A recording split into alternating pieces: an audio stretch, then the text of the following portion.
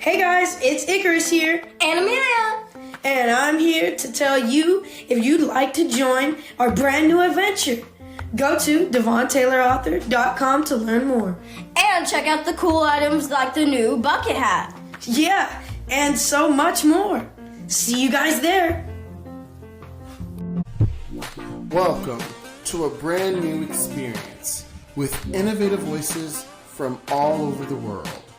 I would like to invite you all to something that is magical, something that is powerful, and something that is from my heart. This is the Devon Taylor Podcast.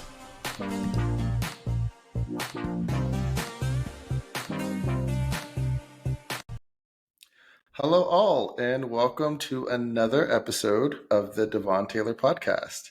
Today's guest is not only a new friend of mine, but also a fellow podcaster.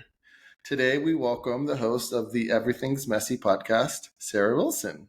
Hello. Hi. Thank you so much for having me. It's going great. Good. Yeah. No, I'm really excited to have you here. You're, I think, the first person that I have had on this show. No, second, that has had a podcast. And I just really thought the idea behind your podcast and everything that you're doing right now is just super great. And it really inspired me, honestly, to get into so this. Nice of you. Yeah, to get back into the game of doing this. So first question I really had was, what was your inspiration behind starting your podcast? Like what inspired you to put it out there? So I had originally done this podcast with my husband back in 2019, and it was a disaster. And then COVID happened, and I suffered a heart attack. And I'm not a big, a lot of people, as I was trying to heal, they're like, you need to journal. I actually don't like the physical act of writing, but I love to talk.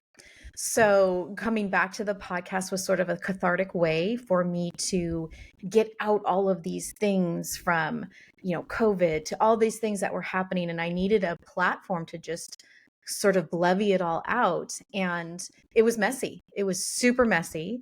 And what I started to notice a theme is everybody had a story that was messy. So I really just wanted to be that place where people could come and sit in the mess, but afterwards they sort of had taken steps that gave them strength to come out of the mess. And I thought people would really want to hear that. So.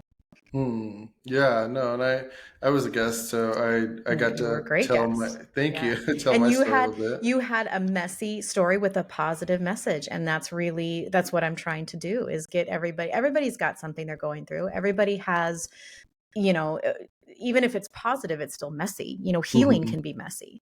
So when they can sit down and share it and maybe help just that one person that might be in the same spot that they're in, know that they're not stuck. That it's messy right now, but you're going to come out of it. You will. So yeah, and Everything's Messy. The just the title of itself. How did you come up with that? Yeah, so a mom of 3, and I was constantly just cleaning the house, doing the dishes. There was always some mess. I'd leave one room, another would appear, and it just never stopped. So kind of having life imitates what we're going through, and it was just messy. And I thought, no matter what it is, everything is messy. So we're just going to run with it. Yeah, no, I love that. I love that the creativity of the title and how it just intertwines into your life and, everyone that you've brought on. Has there been an underlying theme for all the guests so far? I know everyone's story is messy, but has there... So the underlying theme that I'm starting to notice, and it isn't with everybody, but it's with a good majority of the people, they seem to have had their pivot or their shift or aha moment, if you will, when COVID happened. And it's not with everybody. Some people have trauma from their past as a child, and I would like them to share that as well. But a lot of the people, especially the people who have taken the mess and sort of turned it into a career, maybe that they start coaching other people and things like that, it seems to be, this blanket of COVID that we all went through kind of turned, different transmitters or whatever you want to say, kind of turn them on where people are like, either they realized they didn't want to be doing the current job they were doing, or they had, something spiritual sort of come over them and be like, what am I doing with my life? And it's sort of put them in this other place of doing something else, and completely opposite from what they were doing. Right. Yeah, I'm doing something completely opposite before COVID, so I can definitely resonate with that. Yeah. What has been your favorite episode so far that made you feel like after you were done recording, you were just like, wow, when you were Yeah, done? there were so many, but I think a few that stand out, probably with a lady named Erin, and her mother had committed suicide, and she was so raw and vulnerable about what she had gone through. And it really, and I hope it did for the listeners, but for me, it made me stop for a minute and just kind of take inventory of, where I'm at, who I'm grateful for, who do I love, kind of reminded me to tell those people that I love them, sort of put on the forefront of my mind that maybe a friend that I hadn't spoken to in a while, maybe just reach out and, how are Mm. you? Just those little things. And also just a reminder, and I do try to keep it at the forefront, but I'm not always the best with it, but just to be kind to anybody that you encounter, because you don't know what they're going through. Mhm. You don't know where they're at in their life. You don't know what they're facing. And small acts of kindness go so far. Mm. I love that. Yeah, that could really change someone's life. I've always felt like that too. Whew. Yeah, no, Well, and it was a really sad episode, but I tried to take what positive I could away from it. And herself, her own story, she had turned it into this company where, it's called Mental, and she's really doing a lot of the work with this nonprofit and just trying to get out help where it's needed. And I think that's such a noble cause to be doing, even after suffering such an enormous loss. So it was inspiring as well as sad. yeah. Yeah, that's great. That's wow. Is there any episode that you regret doing?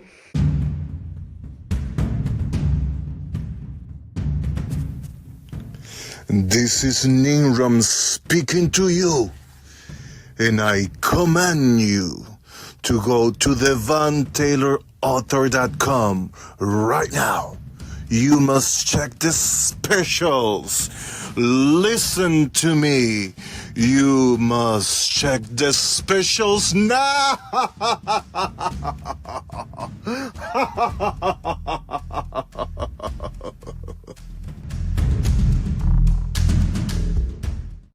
So I like that question. It definitely makes you look at how far you've come. Hmm.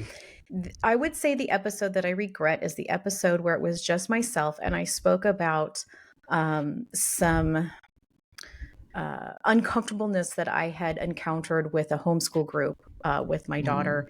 And I tried very hard in the episode not to name names and not to call out anybody, but it was obvious of who I was speaking about.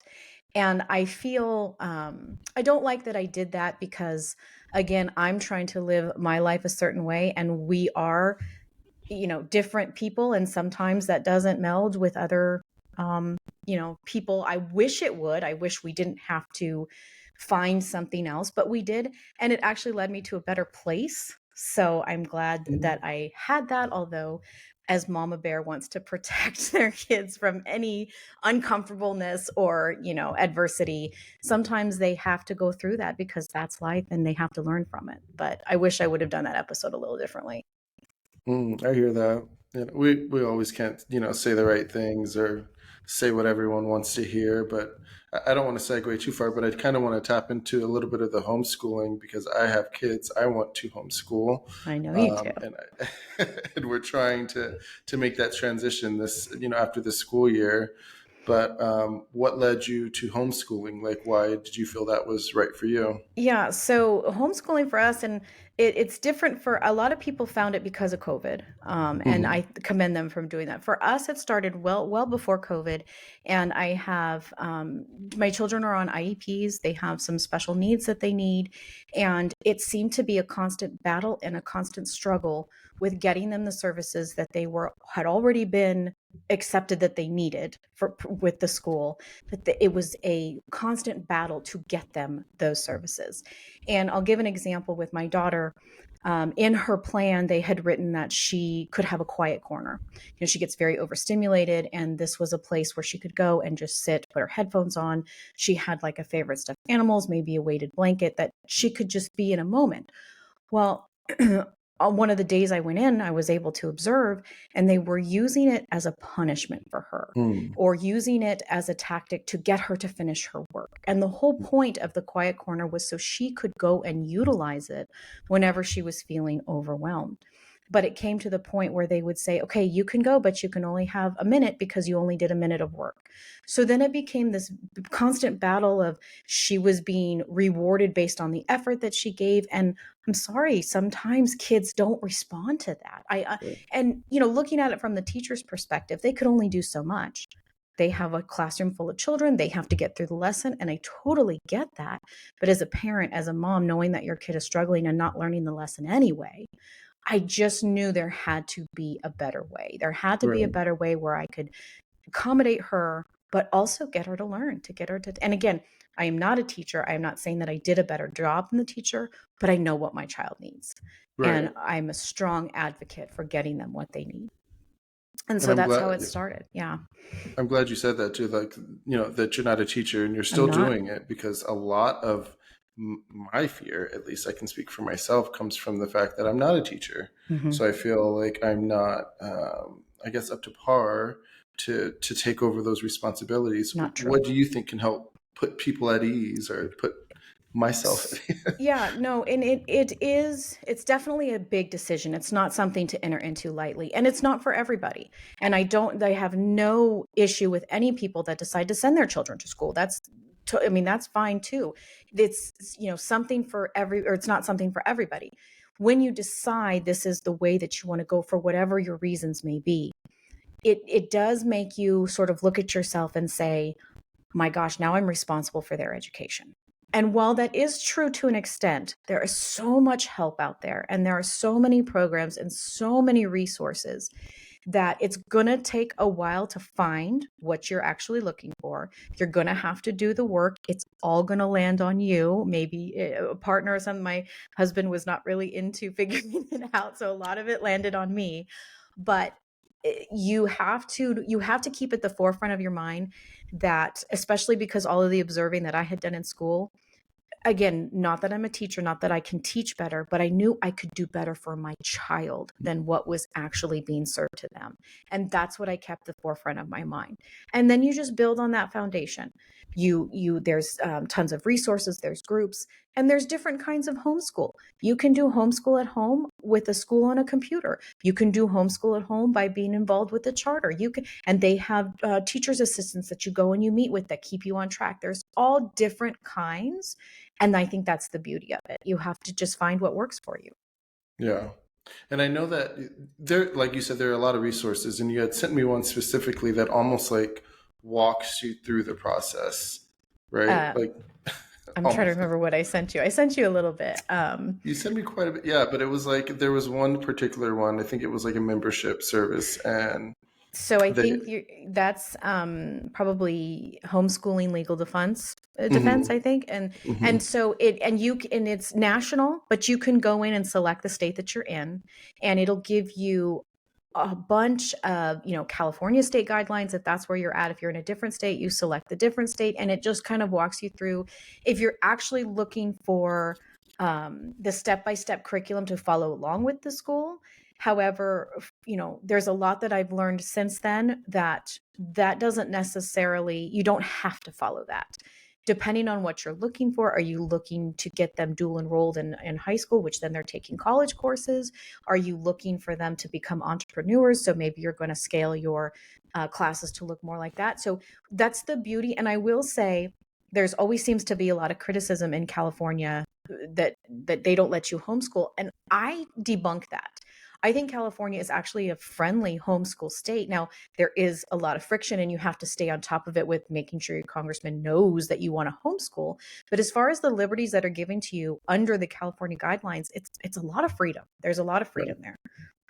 Yeah. And like I said, I've yet to get into the depths of it, but I know as soon as they start school, my whole plan is to unenroll them, because I know that's the first step, and then go from there and Yeah. just make And sure we're protected. I highly recommend, highly recommend, especially if you're in the state of California, you go to the California Homeschool Convention. That's usually in June, and I believe it's in Ontario, and it's a 3-day span. And the exhibit halls have every curriculum you could possibly think of, from secular to religious to all in between. I mean, so many options. And then they actually give courses for brand newbies. They give, you hear parents talk about they've been doing it, they have 6 kids and they put them all through high school. I mean, just the wealth of information that you can get just by attending the convention. I highly recommend that. Okay, definitely. That's something that I think I need to check out then. What has been, what has been for you the hardest part about homeschooling since you guys have started? So it's the hardest part for me, because I was a product of going to school, right? And we're sort of indoctrinated that there only seems to be one successful path, and that's making sure you get up early and you go to your studies and you do all of your stuff, and then you come home, and like, it's all about timing, right? Yeah. One of the things I've sort of had to undo is sort of undo that programming and do what's best for my kids. Now, I don't let them run the show, but I know if I go and I wake my kids up at 7:00 in the morning to sit down and do a lesson, we're not going to get it done, and they're probably not going to learn anything. Right. So learning that it's okay that we start at 9:30, even 10:00 sometimes. They're in a better mood. They've had their breakfast. They've got energy. And now we're ready to actually sit down and do a lesson. But that's so abstract, right? By this time, the majority of kids are in school and they're probably on their second, period or whatever it is. And that's just not how it is. And so you really have to kind of give yourself grace and the patience to find your sea legs, and know that there isn't one right way. It's whatever works for your family, and it's okay. And it's okay sometimes, my husband, he works a really crazy schedule, and sometimes he's off on a Tuesday. The greatest thing about homeschool is we don't do school on Tuesday, but we'll do it Saturday. Like, it's okay. But we're still getting the work done. Yeah. I love the freedom of being able to go outside and do our studies, and they're in nature, and they give me so much more attention when we're outside. So yes, but definitely the hardest thing has been getting out of that mindset of, 8:00 we do this, 8:15 we do this, 9:00. No, at least in our household, there is no time schedule. I love that. Yeah, my kids would love that, because I know the biggest thing for them is waking up so early, and it feels like they're like dragging, and I feel so bad. Like, oh, we're doing this every day. Like, doesn't have to be this way. And, depending on their ages, as they become into teenagers, they need more sleep. They need more sleep. Their hours change, their bodies are changing, and it's definitely hormones they're going through, and the adequate sleep for that they should be getting, right? And so pushing in math at 8:30 is just not. And I've had a lot of people tell me, well, then you're not setting them up to be resilient. How are they going to be at a job on time? We have met with several homeschool families who have older children now, who are able to get to their jobs on time, who are able to adapt and do what they need to do. I don't think one has anything to do with the other. I really don't. Because there's still accountability. So as long as you're teaching accountability and responsibility, it doesn't matter that it's not at 8:30 in the morning. I don't think so. That's my, and I will say too, one of the things I was going to say about the time, there have been several times where we have gotten way down deep. We were reading Treasure Island the other day, the pirate story, and my son loved it. And he did not want to stop reading it. And so we were just getting entranced in it. Had I said, hey, at 10:45, we're done and we got to do math, we would have missed his excitement about it. Yeah. I don't want to take that away. Now I will say, when it comes to math, they're like, okay, when's math over? But at least with the reading, I can indulge a little bit. Yeah, that's beautiful. Yeah, I mean, I would love to experience just more time with them. I think that's what a lot of parents don't realize. When you get to homeschool, you get to be with your children and, really, I don't know, just help shape their future. But I kind of wanted to ask more questions about your podcast because I felt really, I don't know, just drawn to your overall message and what you're trying to do and what you're trying to bring out. Do you feel like there's been an episode that's helped you define your message even more? I so that's helped me define my message anymore. There's definitely been an evolution of the podcast. You know, those who go back, if they listen to my episode 1, it was very much about the healing journey that I had been on and the things that I was doing. And that was very cathartic for me. I needed to get that out because I also needed to feel like I could relate to somebody who might be going through the same thing and find that connectivity with it. But as it started to grow and I found, you know, people like yourself who would come on and share their story, and it was like, it has to be more about me. It has to be about collectively, all of us are going through this world. And sometimes it's good and oftentimes it's bad. And we all seem to relate on that level. So it's definitely evolved. I don't know. I don't know that there was one episode or a particular guest, but there's definitely been evolution from the first episode till now. What do you feel like your overall message is that you want everyone to be able to pull away from the podcast itself? There's a few. One would be, like I just mentioned, that you're not alone. Everybody's going through a mess. And I want to be a safe place for people to come and share that mess and tell us what you went through and how you got out of it, especially if you found strength through it. What are you doing now with that message? So I really enjoy that. I think the other thing too, a lot of people seem to think it's unsafe to say out loud. They didn't like what their doctor had to say, or they're not completely trusting what their doctor is saying about whatever their ailment might be.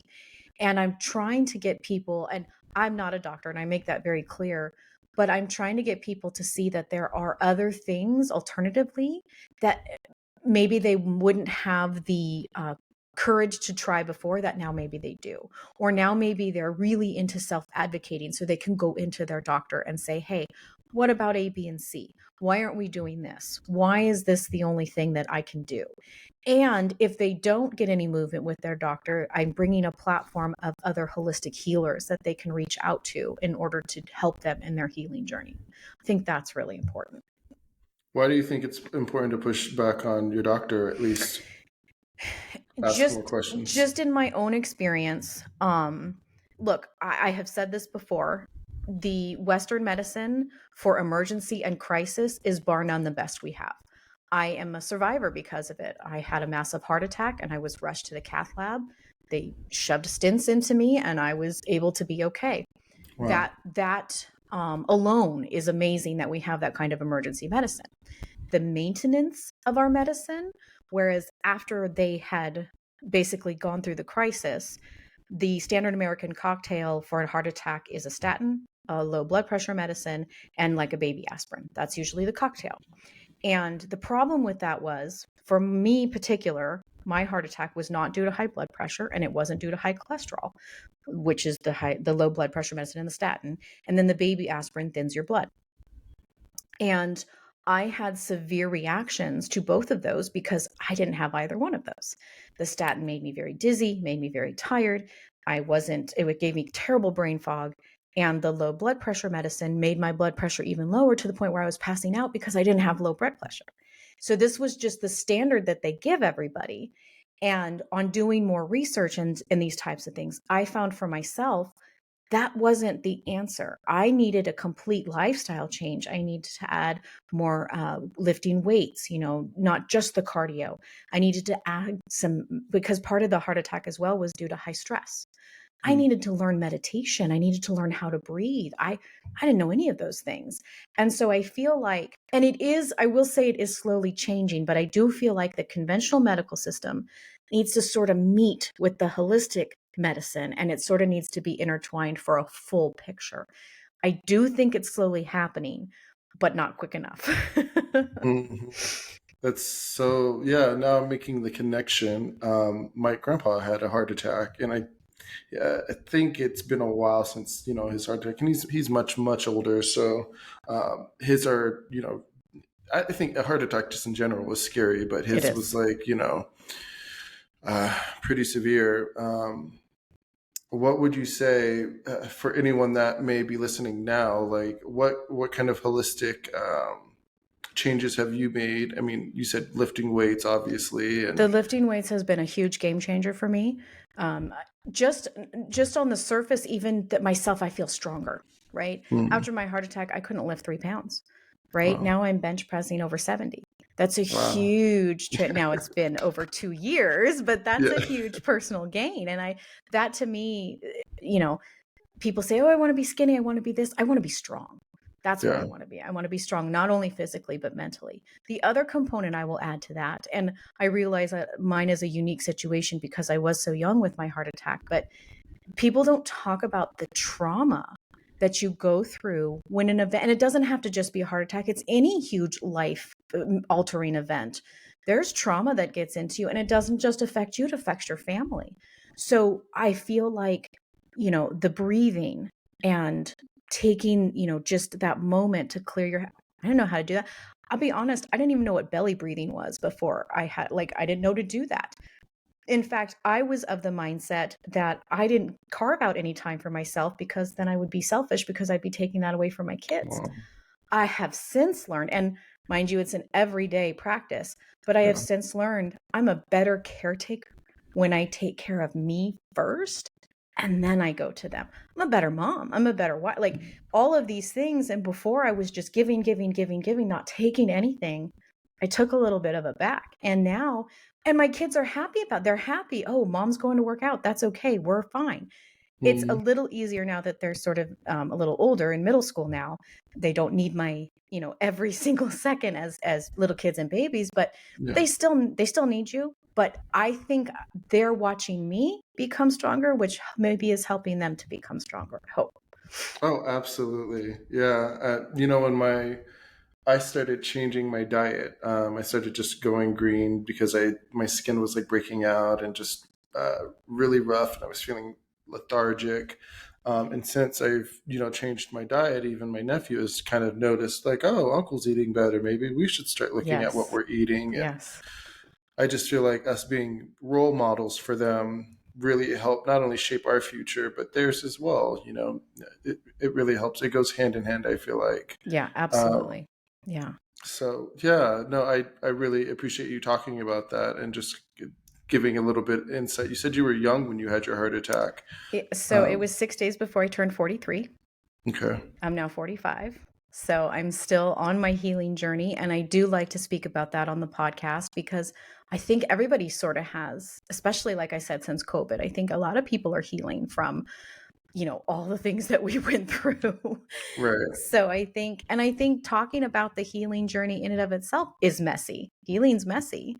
And I think, you can get distracted, you can get off your course, but as long as you are meeting yourself where you're at, no matter what your ability level, no matter what you're trying to accomplish, you give yourself grace, you give yourself the understanding that this is what I can do today, but that you do it.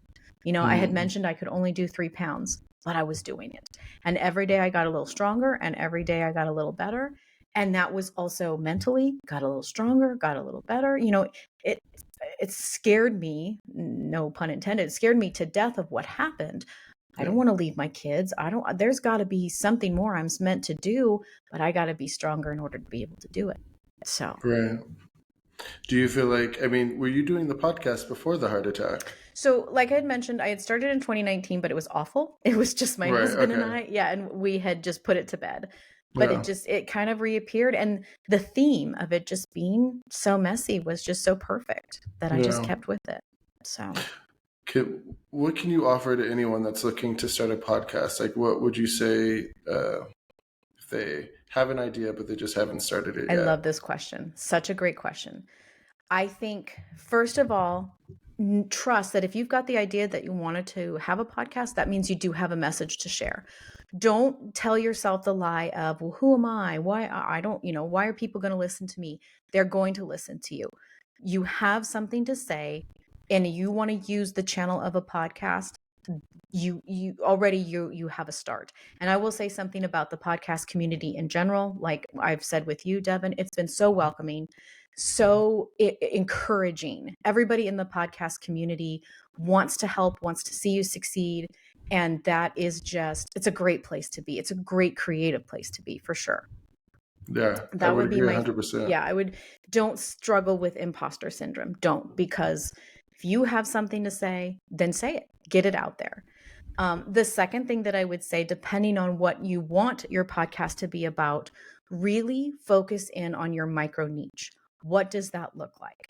Don't just say, oh, I want to talk, for example, in the fitness field. Okay, exactly what do you want to do in the fitness field? The most successful podcasters seem to be the very specific laser focused micro niche you could possibly imagine.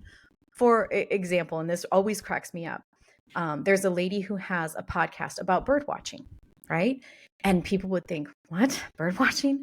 But she has one of the most successful podcasts in any platform that I've seen, because she has this micro niche. And I think she gets maybe over 100, maybe 150 impressions every episode. But that is enough for her to be successful. And she gets sponsored, because who's talking about bird watching? She is, right?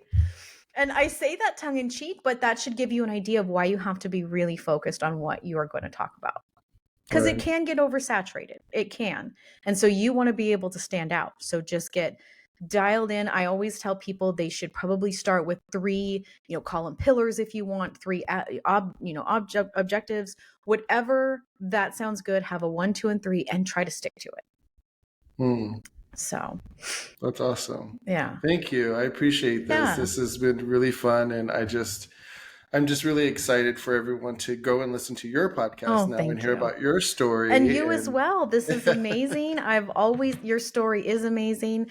I'm excited for the new stuff that's coming out. I think that's going to be amazing. And I'm so glad you started the podcast. I wanted you to do it so much. Yeah, no, like I said, you inspired me, and just being able to hear your story here, and it's making me feel like, there's so much more that I can learn from you from just listening to your podcast. Thank you. We can learn from each other. Right. We learn from each other. I really appreciate that. So where can everyone find you? Where can they listen to the podcast? Where can they, hit you up if they need to? Yeah. So it's Everything's Messy Podcast. I'm on all Spotify, iHeart, Google Podcast, like wherever you're listening. I'm on YouTube as well. I have a website now, everythingsmessy.com. So you can find me there as well. I'm also on Instagram, Everything's Messy Podcast. Same with Facebook, and on X, I think it's Everything's Mess. So yeah, reach out to me. Let me know your messy story. I'd love to talk to you. I'd love to hear about it. And, we'll get messy. Oh, cool. Thank you so much, Sarah, for being here. We'll leave the delighted. Handles. Yeah, we'll leave the handles in the show details. And thank you. Thank you, really Devon. I appreciate you. All right, guys. Hey, it's Sarah, your messy host of Everything's Messy Podcast. Do you perhaps suffer from a chronic illness, or maybe just starting a wellness journey? Do you learn through listening and storytelling? Well, that's what I'm all about at Everything's Messy Podcast. We are a safe space for you to sit through your mess, but in the end, to celebrate you as you find your strength through the mess. Listen now, wherever you listen to your favorite podcast, and let's get messy.